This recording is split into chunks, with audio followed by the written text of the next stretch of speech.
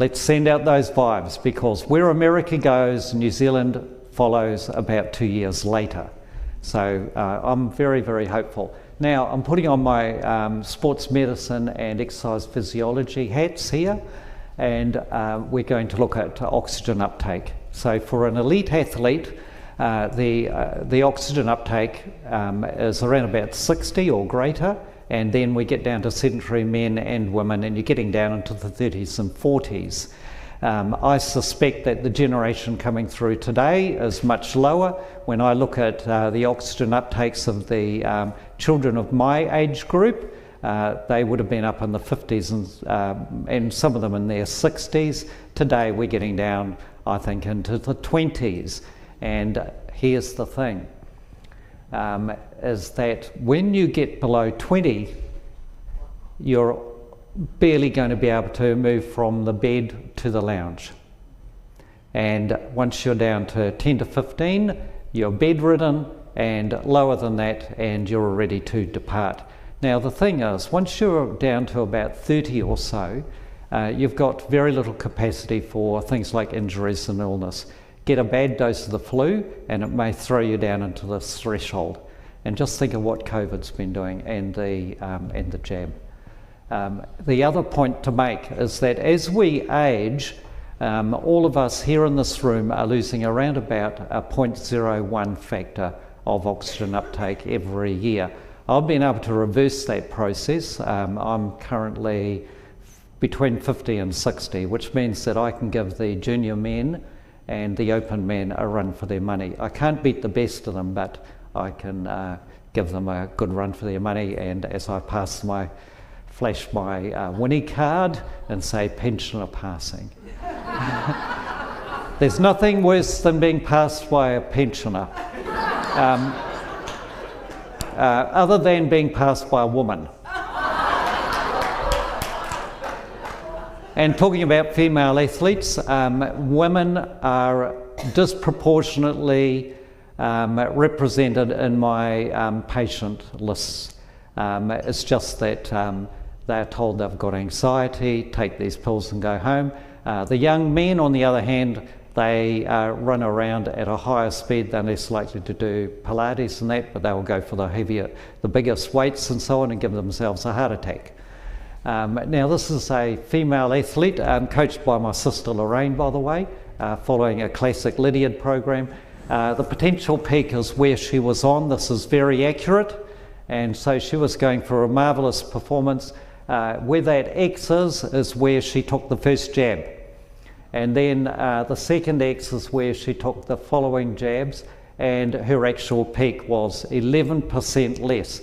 An athlete will spend an entire year trying to get 1%, get a gain of 1%. She's lost 11. That's the end of her career. Okay, it's over, done, dusted, never to be regained. Now here is a young athlete, a fit young woman, who after her first jab ended up for a year of having to be wheeled to the toilet by her daughter or her husband because she couldn't stand up without fainting. Of course it was all psychological, vaccine anxiety by the way, but here's a oxygen uptake test of her, and her oxygen uptake after recovery, after a year or so of me working with her, it's up to 23. And that puts her in the first percentile. Okay, she's not overweight. Overweight is a factor, but she's overweight, not overweight. And that's where she is right now, which means no capacity for illness and no capacity to really be able to work, to do a decent day's work. This is the sort of damage we're doing. And here's another example of a very fit woman who was doing triathlons and so on, and we've done this test again. I'd suggest anybody who's had a COVID injury, they should have this done. And by the way, we're talking about mitochondrial damage. The heart, especially in an athletic fit person, is the highest repository of mitochondria. The brain is second. So that explains things like tinnitus, balance problems, brain fog and so on.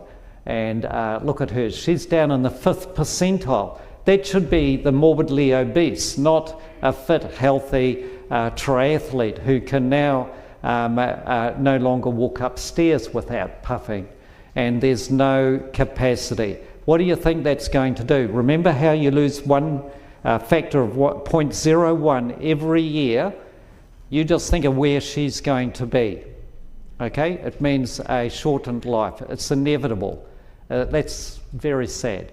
Now, this is my son's girlfriend, personal assistant. I'm not allowed to say girlfriend.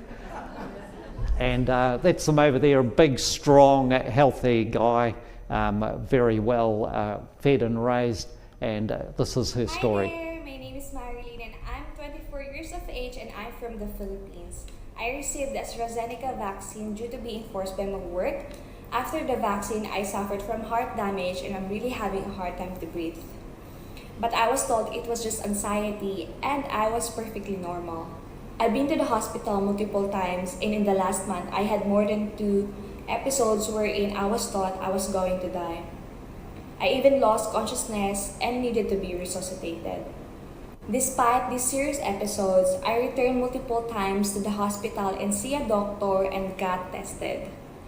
They claimed I was suffering from vaccine-related anxiety, fear of vaccine, and suggested I see a psychiatrist and that I was perfectly normal. I can help, but I feel like I'm being misled and abandoned by the health department. If it wasn't for Gary's son introducing me to him, I fear my health. So I'm working with her, and it's unfortunately is getting too close to home, this sort of stuff. And what you will gather, she's been told to go and see a psychiatrist, and on the last, she's had 2 episodes where she's had to be resuscitated. On the last, just in the last couple of months, and she was, my son thought that she was dead. Now, they want to have lots of molars. They want to populate the world with molars, and I'm very happy about that. But here's the problem, okay?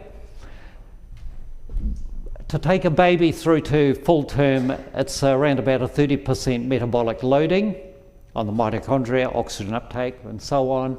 And in a healthy woman, she will the true loading due to compensation will be about 15%. Now you just think, can a woman with an oxygen uptake of 20, 23, 25 carry a baby through to term? Okay, that's the question. Bearing in mind a damaged heart, damaged mitochondria, is there that adaptation available? So I'll tell you what, I'm pissed off. I'm not happy. So I'm here today giving you the message, okay? So the consequences are enormous, and